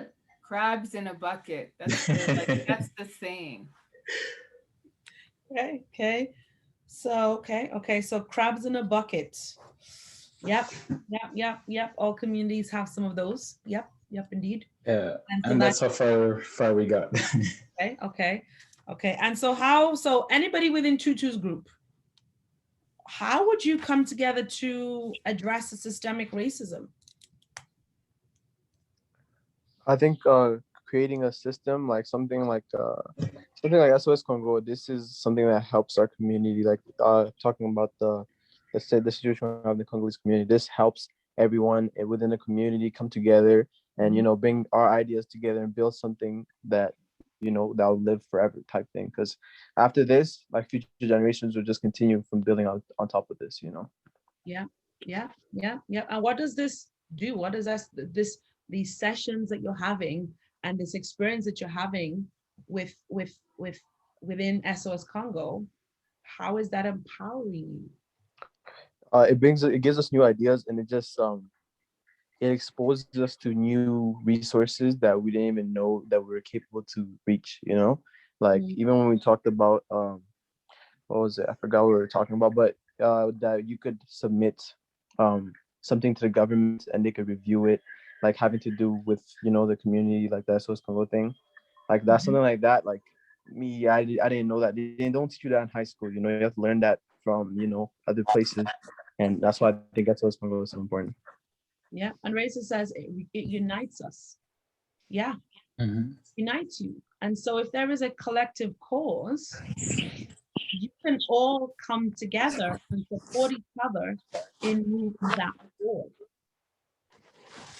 Right? So if there's something that you're experiencing in the community, you can all, and one of the sessions that we will have is on advocacy, which will sort of talk to you in terms of what is advocacy, how do you advocate, and then obviously last time we spoke about your cultural capital. How do you mobilize that cultural capital that we spoke about the last time? So all of the capital that you have, how do you mobilize it and bring it all together to advance each other's lives? So I would actually encourage you all, maybe as homework, and I'll probably check in with you last time, is think about this group that you all have here today. Think about it some more as to what is that collective experience and how can this collective experience now bring about or create some sort of collective action. Okay. Because you don't just want to come and meet and then when the sessions are over, everybody goes into their own corners. You want it to build and develop, and you want to build roots. And so build some sort of a camaraderie so that this group, you become brothers and sisters and you can help each other advance each other's lives and whatever causes you're trying to move forward. Yeah. Okay. Group 2, question number 1. Oh, sorry, group 1, did you have anything else to add? My bad. We're group 2. I don't know if we're group 2 or group 1, yeah, but we're group 2. We're good. Okay, well, the group that hasn't spoken yet, what is your response to questions 1 and 2? Okay, so we had decided that for question number 1, one commonality is that self-determination is definitely like a main factor. However, one thing that came up a lot is that you need to be able to rely on your community and have a good supportive community to move forward. One thing that came up is that you cannot really build much change if you don't have a community standing behind you. And then for question number 2, we kind of answered Ike's question a bit more there. So between which one has more of an impact, indirect power block or direct power block. And we said that it was indirect power block that has more of an impact. It's kind of like if you compare, let's say, abuse from your parents or abuse from your schoolmates. Like, I guess when it comes from home, it's much more of an impact, and it stays with you a bit longer. And we had examples of, I think Afo mentioned, like, for example, when he was living in Congo, how littering wasn't like a big deal. And if he comments on like, why aren't you not respecting the space? People just say, well, that's how it is here. And you're just kind of told to accept it. And other examples like that as well. And I guess our remedy to that was like, how do you like better the collective? Is that like you need to have a supportive community to overcome and like the direct power block. Well, you guys are pretty darn awesome. Cool. Given the fact that you have enough. Yeah, but that's absolutely correct. And yeah, in terms of what you took out, I love the unity and community. Love it, love it, love it, love it. Unity and community, self-determination. Yeah, absolutely. And you are correct there in that the community, you are as strong as your community. And so you have to build yourself individually, your self-efficacy and build yourself. And then you have to understand the environment and what that relationship is. And then you and the environment then come up with these strategies and tools to fix, address, whether it's a social change, whether it's, you know, whatever issue that you think is important or is paramount, you work together to move, advance the needle on that particular item. Even if it's, we want more camaraderie. We want more brotherhood. We want more fellowship. Even if that is the goal, in that maybe perhaps, you know, you may find perhaps there isn't enough camaraderie and fellowship between, let's say, the BIPOC youth, for example, okay? All right, well, thank you. Thank you all very much. Thank you all very much. That was awesome. Any questions before we move on? I want to try and squeeze in a last one, a last breakout session. So that one, no faffing around as you go when you tackle the questions. So yeah, so any questions for me before I move on? Okay, all right. Limitations. So empowerment is contextual.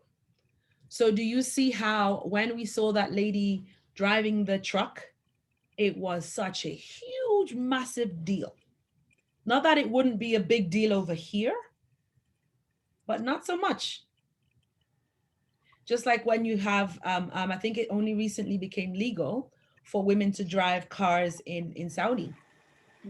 So women driving cars in Saudi would be seen like it's very empowering and they feel empowered. But for us, it's like, if I don't drive, that means I can't take my kids to daycare, and it's not a big deal. So it's really, really, really contextual. And empowerment is nice, it's great, it sounds wonderful. But of one group, if empowerment of one group is at the expense of the other, then it's a limitation. If one group is empowered, but it's at the expense, so if I feel empowered, but for me to be empowered, I have to disempower you, then that's not good.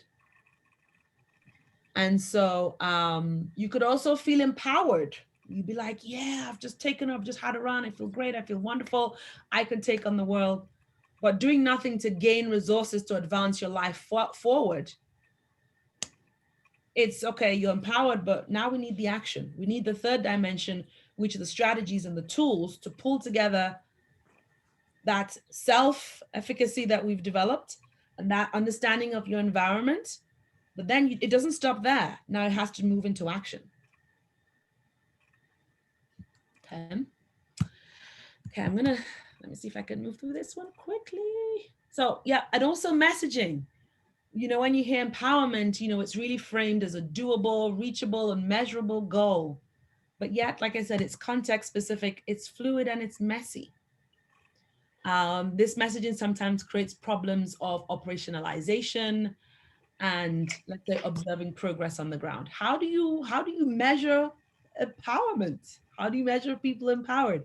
I mean, of course, you can come up with some very sort of discrete data or indicators. So you might say, well, I feel empowered if I have a job, or I feel empowered if this happens or if that happens, but it's not easy to sort of measure what empowerment is. And it's also, is rarely a logical in trajectory, in that most empowerment discourse has a logical linear narrative, but empowerment is a change concept. So change comes from action. It's a change concept, and social change is seldom linear, and it's an iterative process.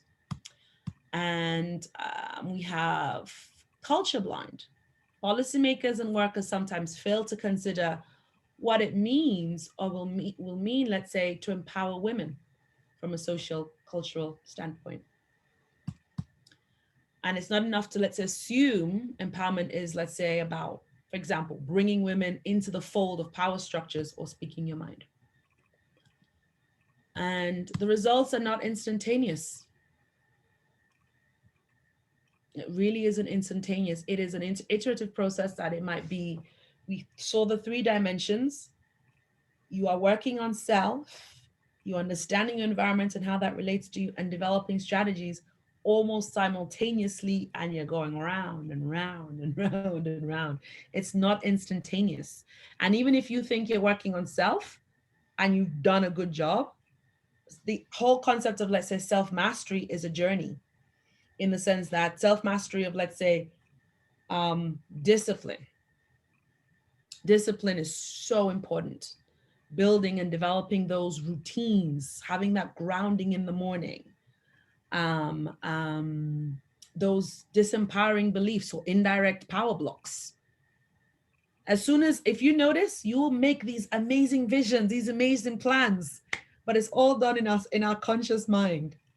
And as soon as we start thinking, then our minds start, then our negative beliefs start coming in. Last time you did it, you failed. Last time you worked with this Congolese person, they were late. Last time you worked with this African person, this happened. Last time you did that, this happened. And these limiting beliefs just creep in, and slowly that vision and that goal, you sort of move further and further and further away from it, to the point where you don't achieve it at all.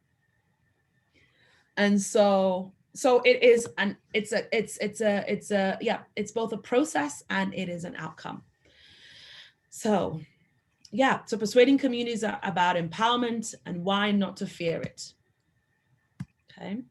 And what kind of should this process look like? Is it all about community meetings? Is it all about public messaging? And how can we get people empowered? So through civic participation. Civic participation is a process in which individuals take part in decision-making in the institutions, programs, and environments that affect them. So if you're in school, be part of decision-making. Are you part of the Students' Council? Are you part of, I don't know, I used to teach in poli-sci. Does poli-sci have a student body of sorts or whatever? Are you part of that decision-making structure? You have to, being part of those decision-making infrastructure is part of civic citizen participation. So it's not just about volunteering. Yes, it can be. It's about rendering your voice in deliberation of, let's say, community issues. And you're involved in those decision-making processes. And it can be viewed as a means to an end, to improve the quality of the community, increase the commitment of community acceptance, and it can also be an end, in that it's an essential feature of democracy. I'm just trying to figure out, we only have 10 minutes left. I'm trying to figure out what to include. But like I said, you cannot talk about empowerment without talking about power. Yeah. What's your understanding of power? Who has it? When is it used?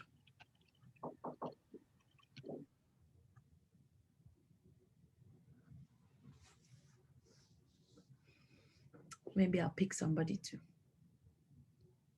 Cristiano, we've not heard. I think you, yes. Are you still here, Cristiano? Cristiano came in a little bit later. Okay. In the last session, so I'm not sure if he's here. Okay. And how much of the previous stuff he caught on to. But who have we not heard from? Mr. Laurent, are you with us? Yep. There you go. All right. What do we mean by power? You see this thing here. Who has it? How does it fit in social? Oh, sorry. She's only at who has it. So no, feel free to answer any of the questions that you would like to you would like to provide insight on. Yeah. What I think about power is that I need, for my reason for why is it used, because it's used to like try and change something drastically. Okay. Try and change something drastically. Mm-hmm. Who has it? I think anybody can have power. Anybody can have it. It can't be one person. Everyone can have it. Everyone in the world can have power. It's the way how they're gonna like give it away and stuff. Yeah. How's it used? It just depends. Like I say it depends on the person and how gives it to the community. Yeah. How like it's like how's it gonna affect people. Mm-hmm. Mm-hmm. Yeah. And how does like it fit in a social structure? If like it requires a lot of responsibility, like it requires big shoes to fill when you have like the amount of power. And how can it be abused? If you like being too greedy about it, like you use it a lot, and people don't like that, and yeah, absolutely. Yeah, thank you. Let's go back to Cristiano. Now, Cristiano, were you able to catch some of those answers? And maybe you can bounce off of what Laurent was saying. What do you think about power?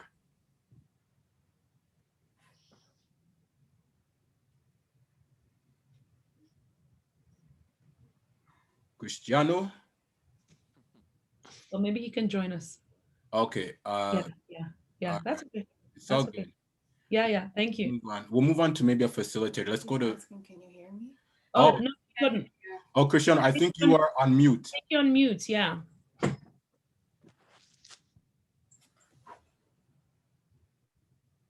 Maybe let's go to Felicia for now, and then I'll message Cristiano and figure out the mic. Okay, Felicia. Okay, go. Okay, Felicia, are you here? Okay, let's move on because we don't have. I don't want to go way much over 7. No, that's okay. Who has it? We all have some degree of power. Sometimes we don't realize it, but we all have some degree of power. It's understanding what is our power, how do we wield it, how do we mobilize it, how do we use it, and and can it be abused? Totally, it can be abused. Even if we are trying to, let's say we're going up, which then lies in even our approach to empowerment and approach to, let's say, social causes, in that do we want to pursue empowerment by, let's say, disempowering another group? And so it's that double responsibility, in that you have responsibility to your community to obviously empower and move things forward, but also responsibility not to disempower another group. Okay. One type is called power over, and that is the capacity to compel or dominate others, enforce a command, or control the use of resources. And so, which is why even you have organizations like Calgary Foundation, now they are now offering more BIPOC nonprofit organizations funding, and encouraging more BIPOC organizations to seek out funding, because there's evidence to suggest that BIPOC communities or BIPOC organizations tend to have access to the least amount of funding. And that's why now you're also seeing a lot of movement towards getting, let's say, financing for Black businesses, because historically, Black businesses find it particularly more challenging to gain finance for their business than, let's say, a white business. So Jacob says, with power comes great responsibility. Correct. Correct. To whom much is given, much is expected. Yeah. So it can involve the use of coercion. It can be benevolent, it can be oppressive, or it could be through, let's say, self-interest ways. And then you have power two. Power two is the ability of individuals or groups to pursue their own goals and to develop one's own capacity. And so this involves a form of, let's say, self-determination, which we've spoken about.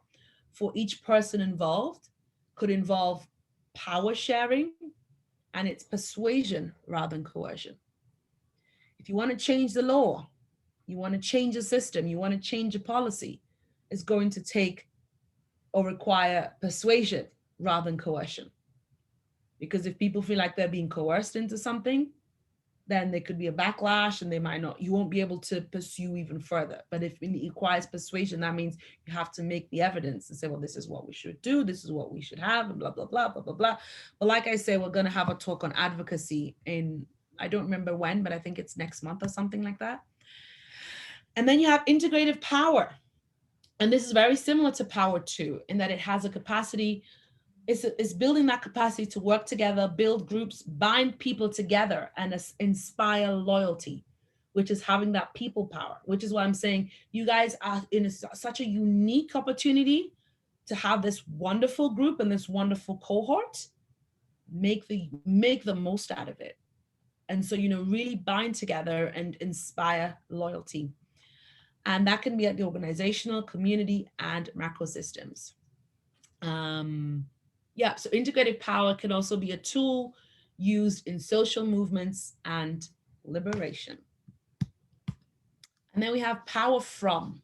This is the ability to resist a power or unwanted demand of others.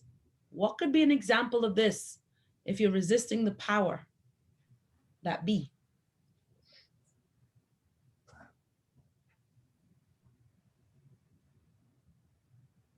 What could that look like?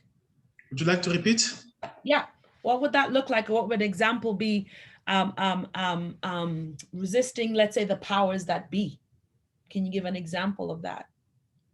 Resisting the power that be, the powers that exist, and you are using your power, no matter what level it's at, but you're using your power to resist, let's say, the more dominant power.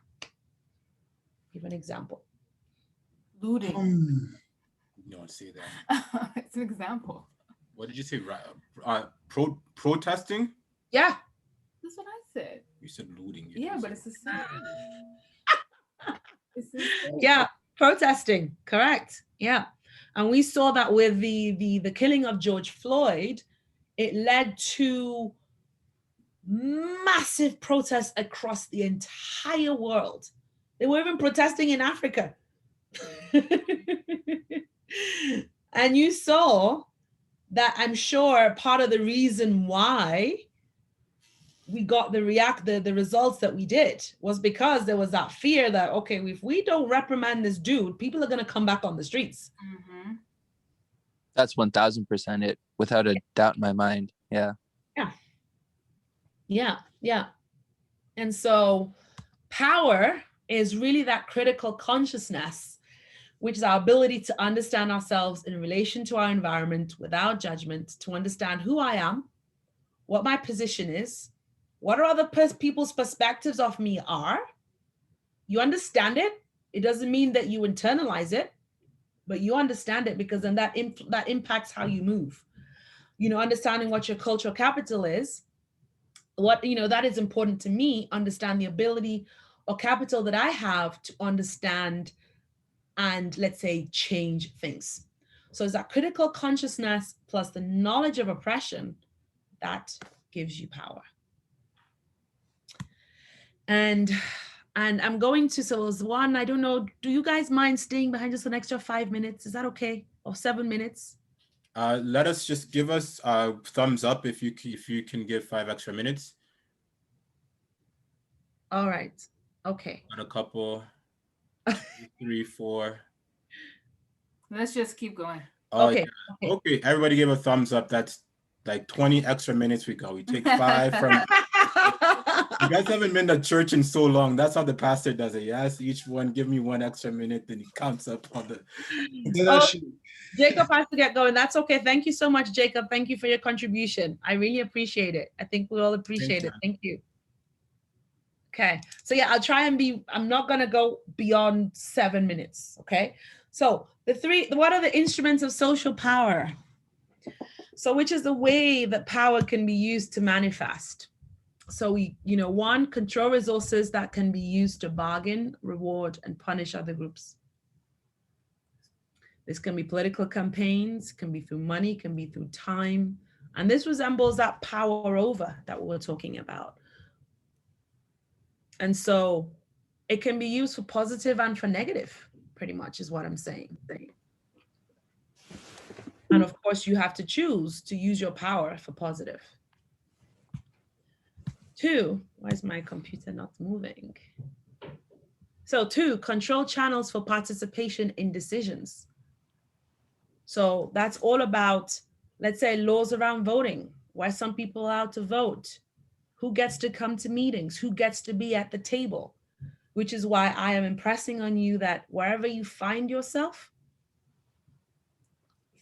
explore what tables, where the decisions are being made, and explore how you can be part of that table. Because if you're not part of that table, you're not considered. And that's just a general fact.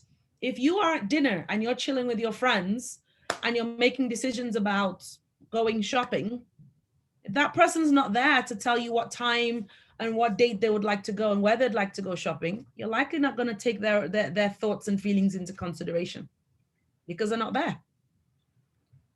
And so being part of those decision-making structures and environments is really, really important. Shape the definition of public issue or conflict. That's very, very important. So that's down to things like media communications. They can shape the definitions of certain issues. And so in the absence of let's say, social media, or in the absence of cameras, let's go back to George Floyd's example. In the absence of cameras, can you imagine how that situation would have been described? He would have been described as belligerent. He's kicking, he's screaming, he had a weapon, he had a this, he had a that. But because of cameras and the existence of all sorts of media and all kinds of communication tools, they couldn't do that. And so this also means, instruments, we have to also find a way to be part of defining the definition of the issues or the conflict. And of course, I threw self-empowerment in there because you cannot do all of that if you yourself, you're not empowered. And so there was, I won't do a breakout session. I think I'll just ask these questions because we don't have any time. But so what power, drawing back to our last session, what power and cultural capital do you possess? What sort of power do you have? And cultural capital. Let's draw back on what Rita spoke about the last time as well. What power and cultural capital do we have? Do we possess? Let's try to make it quick here. We talk about power. Let's start with Junior. Yeah. What happened last session? Because I missed the last session. Okay. No worries. Well, just tell us that what kind of power do you as a young Black youth have? I mean, we have the power to like ignite the people, like speak ideas into existence in our own communities. Like things that can change. There's so many things that we can do. Like if we look at other communities like the Chinese or the, let's say, I don't know, the Nigerians or something, like they took that into their own hands and like they've done something that's like correct, that we can't imagine as a community. Like I feel like if we all come together, like power, we put our power together, we're that much stronger together. Correct. Good. Let's go, Jamima. Good to see you, Jamima. It's really good. We'll get your thoughts in next. You were at the last session, so I think. Okay, so Ketsia says the power of the tongue and manifestation. Ooh, yes. Gonna give you a couple of clicks. Yep. Absolutely, power of the tongue. Yep, we have to be very mindful of what we say, and because our mind's listening, our brain, and the brain and the mind is the only thing you take around with you every single place you go. Even when you're sleeping, your subconscious is still alert, it's still working, it's still functioning.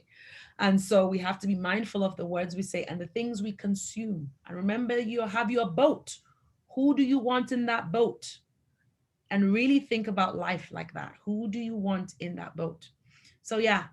Good job. That was Katia, but I think we still got Jamima to go. Okay, sorry, Jamima. Yep. Go ahead. It's okay. Hi. I was actually going to say something similar to Kitsia, but I was going to say more that I think Black youth today have we found our voice, and we know that we have that right to speak now. And so we do whenever we get, or not even whenever we get the chance, just whenever we have to, we do. And we will make our voices heard instead of just being like, oh, they won't listen to us. Okay, well, we'll try next time we make it heard, kind of. Okay. That's good to know. That's good to hear. And Raisa, you put something powerful down there. You want to read it out for everybody? Ooh, yes, girl. I said the power to unite our community and change our I can't speak English. Can someone read it for me? No, you're doing fine. Keep going. Going. Our perspectives on ourselves first and go forward together. Woo. Yes. Absolutely. And I can't wait for us to have that session on advocacy, because then that sort of teaches you in terms of how we can advocate. You know what I mean? There are different types of advocacy. Of course, if you want to do the stronghold, you can. If you want to do another type, you can, but basically moving forward. Wonderful. Last question, and then we're done. How can we deploy? I think we actually answered it, but if anybody else can add anything to that, how can you deploy this power and this cultural capital to address or overcome these direct and indirect power blocks that we spoke about? I think you've answered it, but if there's anything else anyone else would like to add, we're all ears. Yeah, what about indirect power blocks? Does anybody want to speak to that? How do you deploy your power to address an indirect power block? Let's go. Christiana, do you have a thought around this one? Oh, sorry, I see you in thought right now. Maybe you're trying to formulate something. Let us know if something's percolating there. Yeah, I would say if you're talking about indirect power block, one way you can deploy your power is through education and educating your community. For example, with like self-limiting beliefs that a lot of us have internalized, if those who don't have them and know better, they should probably share that knowledge as well. I think that's maybe one big way to kind of address that indirect power block. Absolutely. And Absolutely. Yep. Education and community again. So the more you actually work with the community, it actually helps to dismantle some of these indirect power blocks. And has anybody heard of affirmations? This is like practical stuff. Affirmations. So I have like my affirmations, and how do you want to be? What does that be? How do you want to be? Do you want to be resilient? Do you want to be strong? Do you want to be tough? Do you want to be smart? Do you want to be, what do you want to be? Throw them out, throw the ideas out, throw them out. What do you want to be? How do you want to be? A few. knowledgeable, educated. Educated, yes. Successful. Something. Sorry? Successful. Successful, okay. Yes. Respected. Yes. And what I do is, you don't have to do it, but this is what I do. I have my list of affirmations, which is what I want to be. And it's that powerful concept of be, do, have, in the sense that however you are, your way of being is going to impact what you do. And that in turn is going to impact what you have. So a simple one for me is, I am stuck in this basement all day, every day. And there was a time when I'd forget to go up and see my kids because I'm just so busy on my computer. And one of my affirmations is, I am an awesome mom and I always make time for the kids. I read my affirmations every single morning. No, tell a lie. I've recorded it and I just press play because I'm lazy like that. I've recorded all of my affirmations and I just press play. And so it reminds me. And so by me saying I am a good mom and I make time for my kids, it influences what I do throughout the day. And that in turn influences what I have, which is a great relationship. And so in terms of, I think that was a really good question there. In terms of addressing those indirect power blocks, explore these affirmations. How do you want to be? What is that way of being that you would like to put out there and project in the world, that you want people to see? Record them, play them to yourself every morning.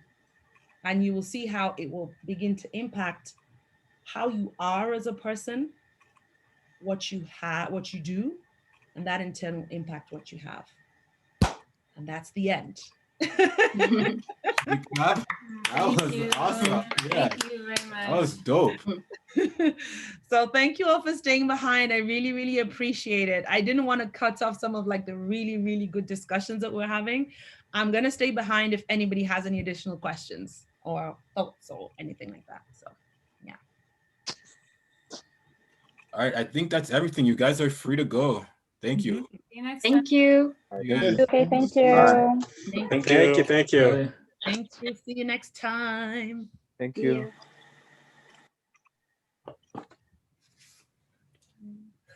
I just wanted to stay behind and apologize because I thought the meeting started at 7. I don't know where I read it. So I was like, okay, 7 Montreal time is 9. Yeah. So I literally just logged on at 9 and then she said, and I said, hold on. I'm really sorry. Yo, we have. But you got the last bit. I'm really like that. Like I wasn't busy. Like I was literally like, okay, yeah, I'm gonna log on at 9 and everything. I'm really sorry. No. I really wasn't like trying to miss anything. I really thought it started at 7. Oh, no, girl, don't No worry. stress. I just wanted to. We got it recorded, so we'll be able to chop it up and put it out. Okay. I promise next time I won't be late because on my part. Like just a minute you guys started talking about like the end, I was like, oh. Yeah. So did you guys start at 5? Yeah. Okay, is it possible that you wrote 17 in the chat? No, I don't think so. No, you guys just wrote 5. I don't think we will, but it's okay. I don't know, maybe like I won't say I didn't do it. Like you never know what I can do these days with my. Yeah, I would say like that's the only way that like what my head went through would make sense. Like if I saw 17 and then I saw 7 only, and I was like, okay, 7, 9 p.m. Yeah, I'm sorry. It's okay. It's okay. We got more of the Montreal clique coming up. So like Tutu's in Montreal right now. We missed Carol who's Ottawa, but we try to have you East Coast people there represent. So we'll see. Are you ever going back to Calgary or it's over? It's done. You're happy. It's my plans are kind of foggy right now. I think my mom's planning on coming back like at the end of this month to pack up. But I don't know, like, I don't know if she's moving within Calgary or she's moving here, but I'm kind of planning on moving here. So, yeah, no, I like it. I don't think I'm going back. Montreal's better. It is. I'm like, I found literally like every day, I'm like, Mom, you know how many people guess where I'm from and they say Congo first?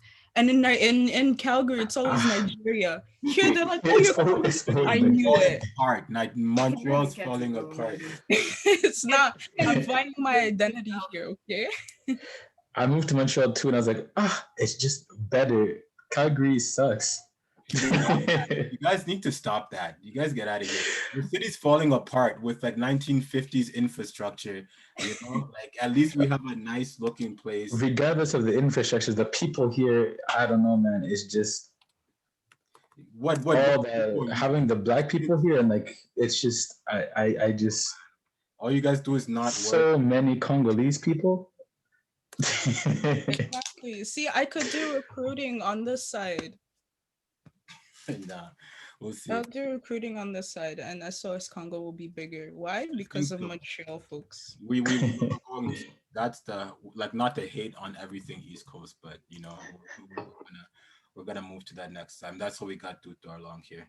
But us, I think we got a roll. We got a babysitter upstairs, and the kids need to go to bed. So we're gonna let you guys. All right. Thank you. The East Coast said it's late here too, so. All right. Well, thank you all, and see you next time. I think we're meeting on thank you. Saturday, right? We're meeting on what? Yeah, I think it's a Saturday next time. Yeah, the next one's a Saturday. The 22nd. The history one. Not yet. It's something else. Okay. Yeah. I will send you all the info, Tutor. Okay. See you soon. Okay, perfect. Bye, Bye everyone. Thank you. Thanks for your engagement. East Coast represent. Bye. Bye.